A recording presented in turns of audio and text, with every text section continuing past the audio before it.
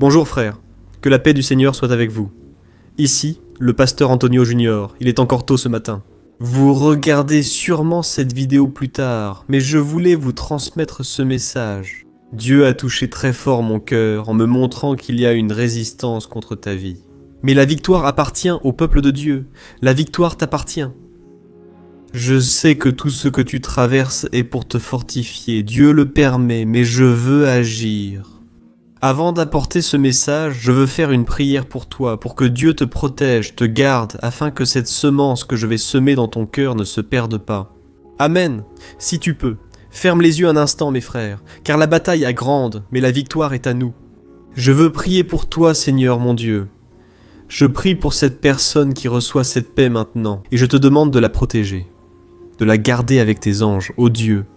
Et je te demande aussi de garder ma vie ici maintenant. Père, protège ma maison, maintenant, contre toute attaque du mal, au nom de Jésus. Je chasse toute œuvre de l'ennemi, tout son plan contre ma vie, contre ma famille et contre la vie de chaque personne qui va recevoir cette parole. Maintenant, au nom de Jésus, passe ton sang, Seigneur, ne permets aucune interférence de l'ennemi contre nous, aucune distraction au nom de Jésus. Amen, gloire à Dieu, frère. Laissez-moi vous dire ce que Dieu a mis dans mon cœur. Voilà.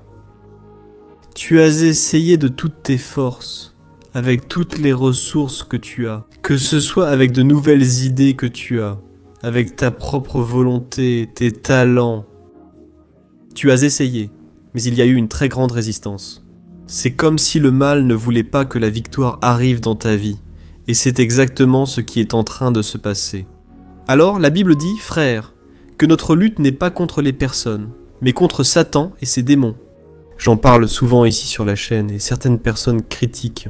Ils disent « Pasteur, tu ne parles que du diable et du mal. » Frère, je dois vous ouvrir les yeux, car il y a une bataille dans le ciel, dans les régions célestes, mais la victoire est à nous.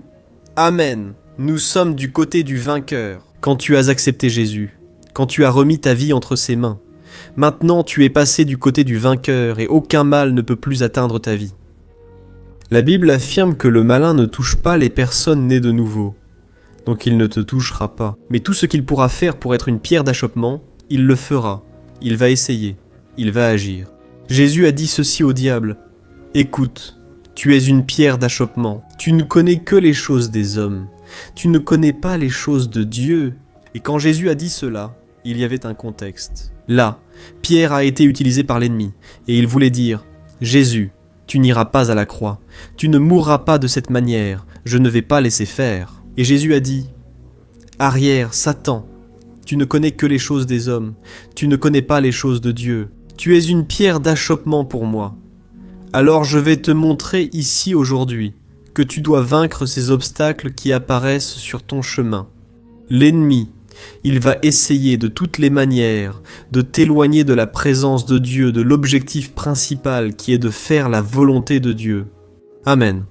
L'ennemi va essayer, mais il n'y arrivera pas si tu fais ce que je vais te dire ici aujourd'hui.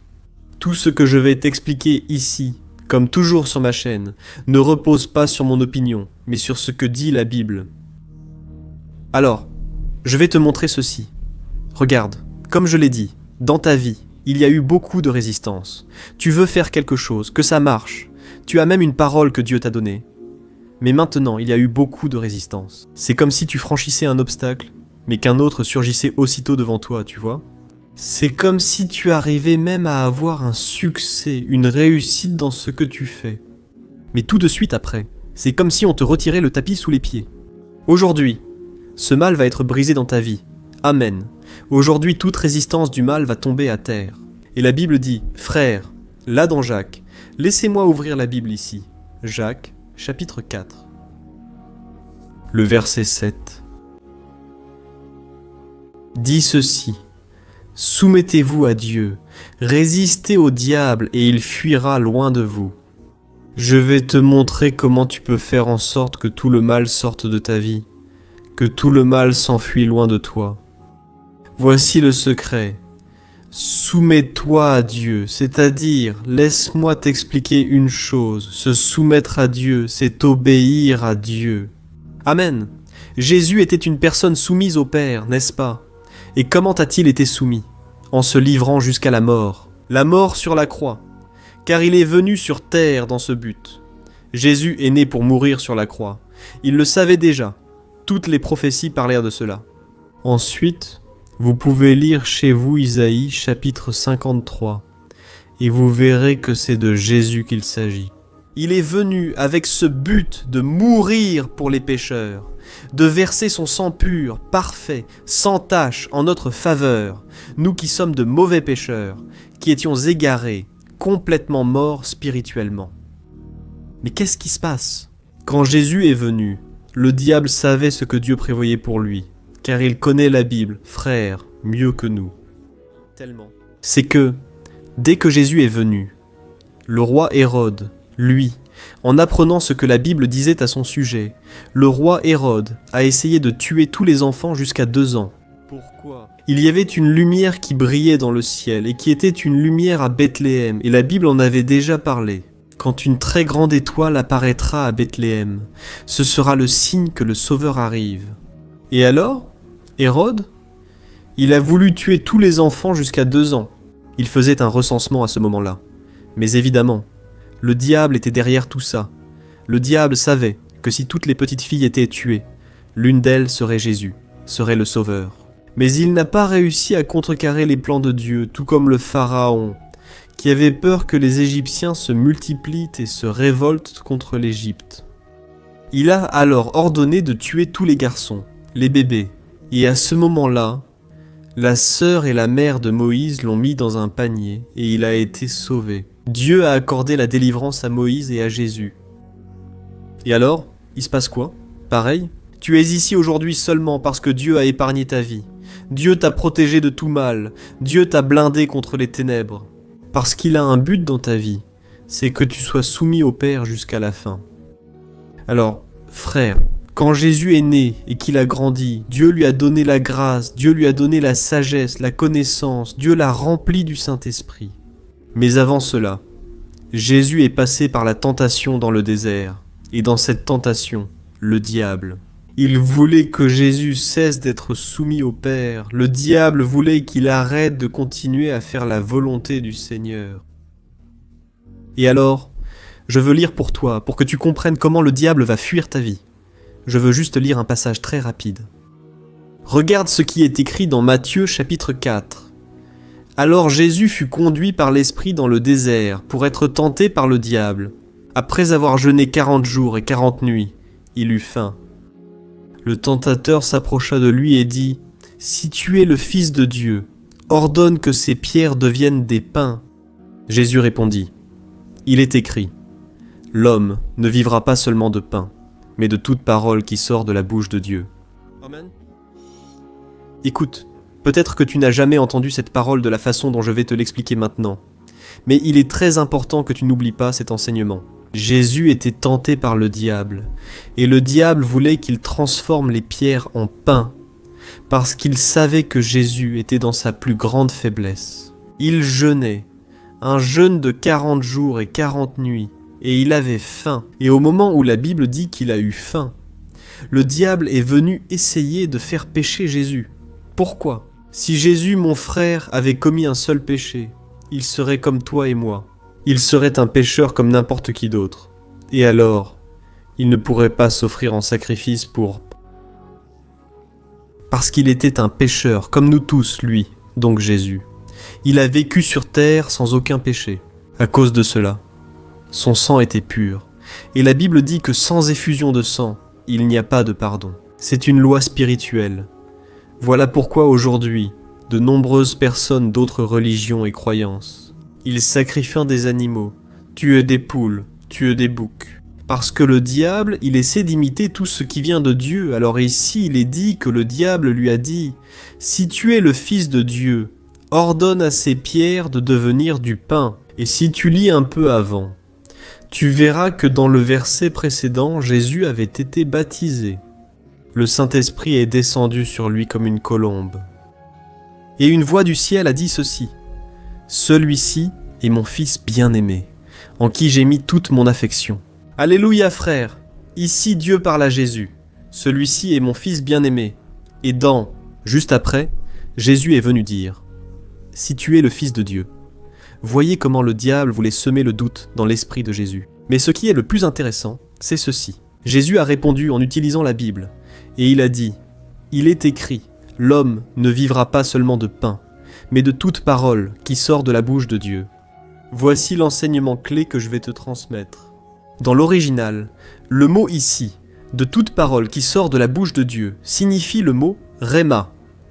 Laisse-moi t'expliquer. Le mot « réma » signifie ceci. C'est une parole dirigée. C'est une parole révélée. C'est-à-dire Dieu avait déjà révélé une parole à Jésus et une promesse. Il a dit « Tu mourras sur la croix et ressusciteras le 3e jour ». Dieu avait déjà dit cette parole à Jésus. Alors Jésus disait à Satan ceci « Satan, je ne vis pas de ce que mon corps ressent, de ce que mon âme ressent, je vis par la foi en mon Dieu, en mon Père. » Alors il m'a déjà donné une parole. Je ne vais pas vivre de n'importe quoi, je ne vais pas vivre seulement de pain, seulement des choses qui nourrissent ma chair. Non, je vais vivre sur la base d'une parole. Je te demande, mon frère, ma sœur, quelle parole Dieu a déjà mise dans ton cœur? Qu'est-ce que Dieu t'a déjà dit? Dieu t'a sûrement déjà donné une parole. Ici sur ma chaîne, beaucoup de personnes viennent me voir et disent « Pasteur, écoute, je te suis depuis de nombreuses années, et Dieu me parle toujours de façon spécifique, dans ce que je traverse à ce moment-là. Frère, c'est ainsi que Dieu nous parle. Il fait. Avec quoi? Des versets bibliques que tu ne faisais que survoler auparavant, ou dont tu avais déjà entendu parler. Mais soudain, ce verset saute à tes yeux, cela brûle dans ton cœur. C'est la parole que Dieu t'a donnée ici. Jésus dit, c'est la parole qui sort de la bouche de Dieu. Laisse-moi te dire, regarde ce livre ici, il est sacré, parce que ceci est la parole du Seigneur.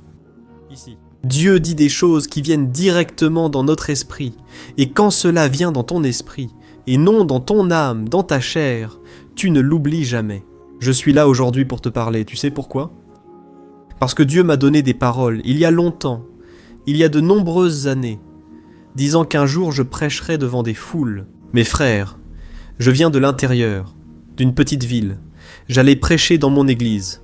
Personne ne voulait m'écouter. J'ai prêché pendant 7 ans pour les jeunes là-bas dans mon église, frère. Il y avait des jours où j'arrivais à l'église, j'ouvrais la porte, j'allais jusqu'à la chaire et personne ne venait au culte. Vous savez ce qui se passait? Je devais fermer la Bible, la mettre sous mon bras et rentrer à la maison. Triste, découragé, parce que je ne comprenais pas, parce que rien ne marchait pour moi, vous voyez? Mais ce n'était pas encore le moment. Dieu a le bon moment pour chaque chose. C'est ce que dit la parole. Alors il est très important que vous écoutiez des messages qui sont remplis de la parole de Dieu. Et Jésus a dit, « L'homme ne vivra pas que de pain, mais de toute parole. » Je veux te demander une chose. Qu'est-ce qui t'a nourri ces jours-ci de confusion? Ces jours où la peur frappe fort dans ton cœur? Ce qui te nourrit, c'est la parole. Ou bien ce sont les voix des gens, ou c'est la voix de l'ennemi. Nourris-toi de la parole. Si Dieu t'a confié quelque chose, ne perds pas cette semence dans ton cœur. Amen. Et alors, je vais continuer ici pour toi en te disant quelque chose. Regarde, à ce moment-là, le diable, dès qu'il a vu que Jésus lui a résisté, tu te souviens de ce que j'ai dit au début? Soumets-toi à Dieu, résiste au diable, il s'enfuira. Mais il est persistant et n'a pas fui devant Jésus. Il a pris Jésus, il l'a emmené sur une haute montagne, à l'endroit le plus élevé de la terre, et il a dit ceci. « Regarde, si tu te prosternes devant moi, je t'offrirai tous les royaumes de ce monde, toute la gloire de ce monde. » Mon frère, tu sais ce que le diable offrait à Jésus? Il offrait un royaume sans la croix. Il offrait la gloire sans avoir à passer par la croix. À ce moment-là, Jésus n'a pas accepté non plus Jésus. Il savait que le Père prenait soin de lui, et qu'au moment voulu, la parole venant de Dieu s'accomplirait. Laisse-moi t'expliquer une chose. Quand le diable sait que Dieu a quelque chose pour ta vie, il va essayer de mettre des obstacles. Il va essayer de te suggérer un raccourci, un chemin plus facile. Parce que réfléchis. Ce qui était plus facile pour Jésus, c'était plus facile pour Jésus de ne pas passer par la croix. C'était plus facile pour Jésus de faire ce qu'il a dit. « Ah, je vais juste me prosterner devant le diable. » et je vais avoir toute la gloire, tout l'honneur, tout le royaume de cette terre, parce que Dieu me l'a promis, alors le diable. Il voulait précipiter les choses, sauf que Jésus n'a pas accepté. Jésus savait que la fin serait la croix.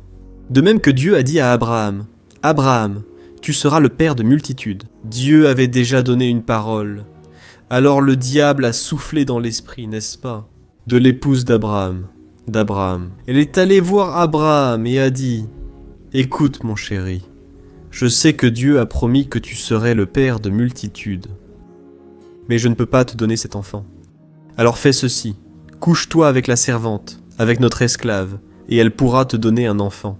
Parce que je suis déjà vieille, et je suis stérile, je ne peux pas avoir d'enfant. » Alors, mes frères, pour moi, cela a été la plus grande chute après Adam et Ève. Pour moi, cela a été la plus grande chute de l'homme. Parce qu'à ce moment-là, un garçon est né, c'était Ismaël, mais il n'était pas l'enfant de la promesse. Et la Bible raconte qu'Abraham a dû renvoyer ce garçon parce qu'il causait de la confusion. Division dans sa maison, sa mère Agar. Elle a commencé à penser qu'elle était la détentrice de la promesse.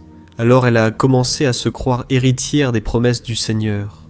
Mais Dieu a dit à Abraham, « Tu as péché, tu t'es trompé, car ce garçon n'est pas l'enfant de la promesse. J'ai dit que l'enfant viendrait par ta femme, par ton épouse. » Et c'est alors, après 14 ans, que la Bible dit qu'Abraham avait déjà 100 ans, et Sarah 90 ans. Et elle a alors donné naissance à l'enfant, appelé Isaac. Et celui-là, oui, était le fils de la promesse. Mes frères, l'autre fils d'Abraham, Ismaël, de lui est née une descendance, les musulmans, les arabes, qui se considèrent toujours héritiers de la promesse. Il existe une dispute, une rivalité entre eux et les Juifs. Jusqu'à aujourd'hui, il y a une guerre.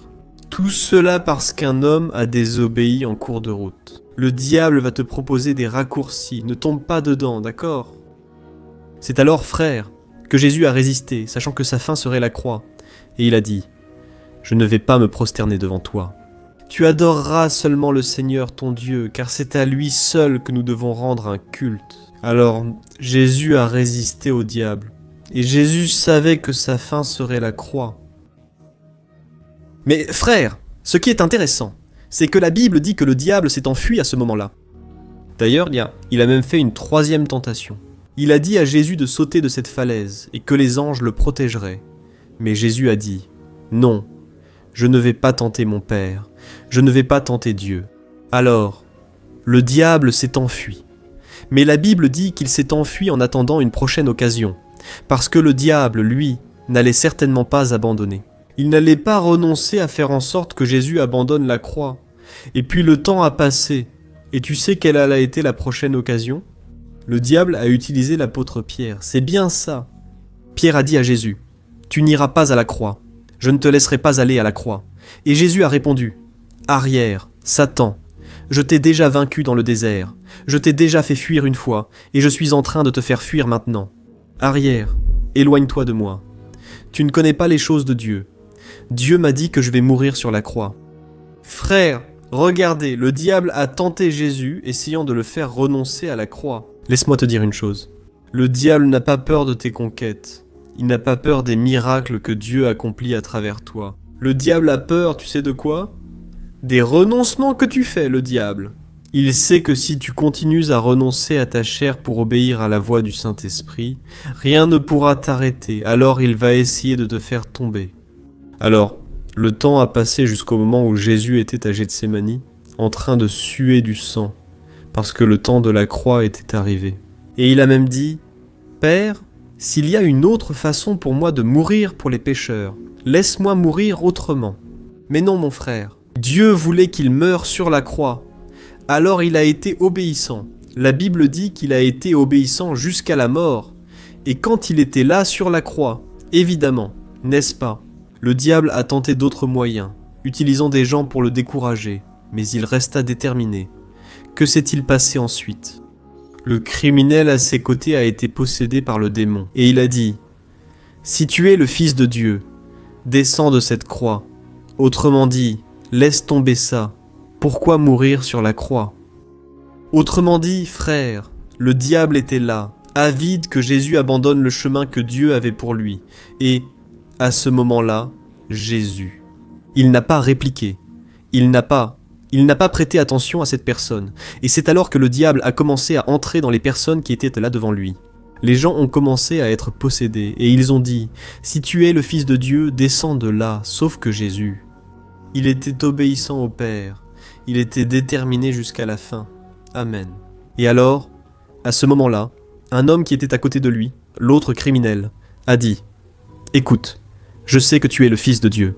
Souviens-toi de moi quand tu entreras au paradis. » Et alors Jésus a dit « Aujourd'hui même, tu seras avec moi au paradis. » Frère, c'est le message que je voulais vous apporter. Écoute, il y a eu une forte résistance contre ta vie. Le diable a essayé de t'éloigner du chemin, le chemin de la croix. Ne quitte pas ce chemin. Ne renie pas ta croix. Renie plutôt ta propre volonté pour faire la volonté du Père. Amen, tu sais ce qui va se passer. Le diable va fuir loin de toi. Si tu te soumets au Père, il va fuir de ta vie. Alors, nous allons prier maintenant. Nous allons nous soumettre au Seigneur dans la prière. Nous allons demander pardon au Seigneur. Et nous allons lui demander de nous donner de la force dans les moments les plus difficiles. Et je suis sûr qu'il va te fortifier maintenant. Alléluia. Prions, mon Seigneur, mon Dieu, nous sommes ici, en ta présence. Pour beaucoup d'entre vous, le message a été difficile à entendre. Une telle distraction de l'ennemi, une telle résistance. Mais nous sommes arrivés jusqu'ici, et nous te demandons, ô Père, donne-nous la force, donne-nous la grâce. Pour résister au mal, pour résister à toute attaque de l'ennemi et persévérer jusqu'à la fin. Dieu, je crois que tu as une œuvre dans la vie de cet homme et de cette femme qui m'écoutent maintenant. Et je te demande, mon Père, que cette personne supporte les afflictions, en les recevant comme une discipline, et que cette personne, mon Dieu, sorte d'ici victorieuse, avec la certitude qu'elle ne peut pas reculer. Elle ne peut pas nier l'appel, elle ne peut pas abandonner sa croix. Ô Jésus, comme tu t'es soumis au Père et as résisté au diable qui a fui, Seigneur, je te le demande, force l'ennemi à battre en retraite. Nous, bien souvent, Père, nous faiblissons. Bien souvent, nous décevons les gens. Bien souvent, nous sommes attaqués de tous les côtés. Mais nous sommes ici pour déclarer que nous irons jusqu'au bout. Nous porterons notre croix jusqu'à la fin. Et je crois, mon Père, que la victoire sera grande et que le Seigneur nous donnera une couronne de gloire. Pour nous tous, pour tous ceux qui tiendront bon jusqu'à la fin.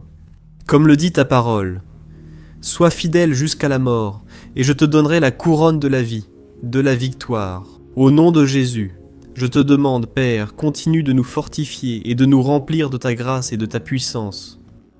Gloire à Dieu, au nom de Jésus. C'est ainsi que nous prions et te remercions. Amen. Gloire à Dieu. Alléluia. Gloire à Dieu, frère. Je crois que cette parole a pénétré ton âme et fais-le à partir d'aujourd'hui. Soumets-toi à Dieu, résiste, diable, et il fuira loin de toi. Amen. N'oublie pas de partager, c'est le moment le plus important. Dieu veut utiliser ta vie dans la vie de tant de personnes qui ont besoin d'entendre une parole de foi et d'espérance. N'abandonne pas ton appel, ne laisse pas ta croix, et Dieu te donnera certainement la victoire. Amen. Une grande accolade, reste dans la paix de Dieu. Ouais.